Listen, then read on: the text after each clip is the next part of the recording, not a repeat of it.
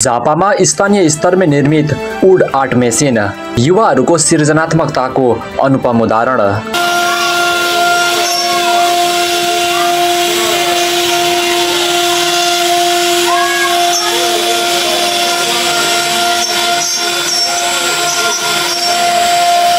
झापा जिल्ला झापा गाउँपालिका एक बेलायती बारीका दुई दाजुभाइ साजन शेख र इमाम हुसेनले स्थानीय स्तरमै एक अत्याधुनिक वुड आर्ट मेसिन निर्माण गरेका छन्। यसको अनगिन्ती भनौँ न, हजारौं डिजाइनले बनाउन सक्छ। जस्तै हामीले कम्प्युटरमा जस्तो आर्ट दिनुहुन्छ तपाईले हैन, त्यो अनुसारले डिजाइन गर्छ। त्यही भएर यसको चाहिँ अनगिन्ती भनौँ न। करिब 3 महिनाको मेहनत र 10 लाख रुपैयाँको लगानीमा तयार गरिएको यस मेसिनले काठका सामग्रीमा कलात्मक डिजाइनहरू कुद्न सक्षम छ।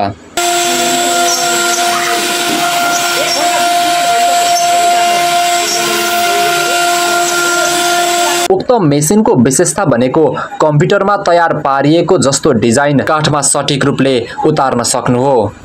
यसले ढोका, झ्याल, पलङ लगायतका काठका संरचनामा विविध आकृति र कलाकृतिहरू सजिलै कुद्न सक्छ।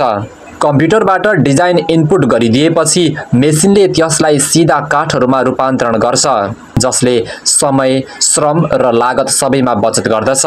साजन शेखका अनुसार यो प्रविधि झापा गाउँपालिकामा पहिलो पटक प्रयोगमा ल्याइएको हो।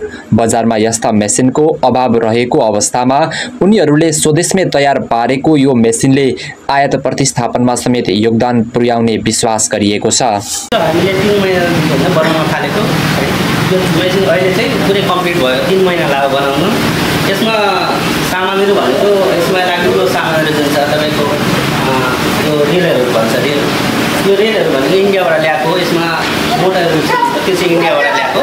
बाँकी भनेको यो जति पनि सामग्री देख्नुहुन्छ बाहिरदेखि भित्र सबै सामानहरू चाहिँ हामीले यही भित्र कोही हैन लोकल मार्केटबाट किनेर हैन यो वेल्डिङ गरेर यो सामान सबै मेसिनहरू पुरै बनाएको कम्प्लिटली। त्यो मेसिन नेपालमा चाहिँ खासमा बनाउँदैनन्, बाहिरबाट इम्पोर्ट हुने मेसिनहरू हो, नेपालमा बनाउँदैनन्। ताकि अब मैले चाहिँ सुनेको छुइनँ बनाउने। हामीले चाहिँ कसरी भनौँ न यहाँ भिटाउनमा तास गरेको बनाउन थालेको भन्नु। यसमा हामीले पहिला अलिअलि चाहिँ रिसर्च गर्थ्यौँ होइन, युट्युबहरूमा हेरेर। खासमा यो मेसिन चाहिँ हामीले कहीँ चलाएको पनि होइन र त्यस्तो धेरै देखेको पनि थिएन होइन। तर सुरुमा चाहिँ यो अब भनौँ न कसरी बन्छ नेटमा यसो अनुसन्धान गर्दाखेरि पढ्दाखेरि यसो होइन, त्यही नेटबाटै हामीले चाहिँ ज्ञान लिएर नै बनाउन थालेको। अनि भिटाउनमा एक ठाउँमा बनाउँदाखेरि त्यहाँ एउटा सिएनसी मेसिन थियो, त्यो मेसिनलाई हामीले हेरेर लगभग त्यस्तै खालको तर त्योभन्दा पनि हामीले चाहिँ अलिक ठुलो अनि राम्रो बनाएको छ। यसमा लगाउने टेक्नोलोजी चाहिँ अलिकति राम्रो सामान हुन्छ। मेसिनबाट कुदिएका कलाकृतिको मूल्य प्रति इकाइ 10,000 रुपैयाँसम्म पर्न सक्ने हुँदा यसबाट राम्रो आम्दानीको सम्भावना पनि रहेको छ। यसले स्थानीय स्तरमा स्वरोजगारको अवसर बढाउनका साथै काठकला तथा फर्निचर उद्योगमा नवीनता ल्याउने अपेक्षा गरिएको छ।